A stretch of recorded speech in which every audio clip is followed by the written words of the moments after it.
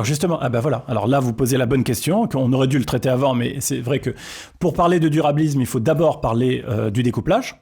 Le découplage, non seulement il est parfaitement prévisible, mais il est avéré. Il faut expliquer. La différence entre un découplage, ce que c'est qu'un découplage, et plus précisément, un découplage relatif et un découplage absolu. Le découplage, c'est quand vous avez des variables qui évoluent pas de la même manière. Voilà. Par exemple, je vais vous donner un exemple de découplage, et comme ça permettra d'illustrer la différence entre relatif et absolu. Depuis 30 ans, le PIB mondial augmente, et d'un autre côté, la consommation d'énergie augmente. Mais il n'augmente pas exactement de la même manière. La consommation d'énergie augmente plus faiblement que le PIB. Ça veut dire qu'on est capable de faire plus de richesses aujourd'hui avec un peu moins d'énergie qu'avant. Et donc ça, c'est un découplage relatif. Parce que les deux augmentent, mais pas dans les mêmes proportions.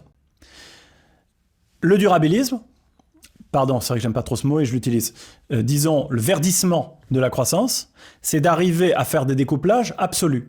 Ça veut dire que, dans l'exemple que je prends, on aurait un PIB qui augmente, mais une consommation d'énergie qui diminue. Bon. Des découplages absolus de cette nature, ils sont avérés depuis des décennies, si ce n'est des siècles, au point qu'ils sont même modélisés par une courbe qu'on appelle la courbe environnementale de Kuznets, qui d'ailleurs n'est pas du tout due à Kuznets, mais à deux autres économistes qui ont rendu hommage à Kuznets, en établissant le fait que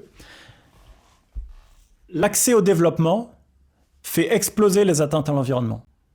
Et à partir d'un certain niveau de développement, et c'est parfaitement avéré, c'est l'inverse, parce que les populations, à partir d'un certain niveau de richesse, commencent à se préoccuper de l'environnement, et surtout d'un point de vue sanitaire, et demandent, réclament des mesures visant à protéger l'environnement. C'est la raison pour laquelle l'eau, l'air, les sols sont bien plus pollués dans les pays en développement que dans les pays développés.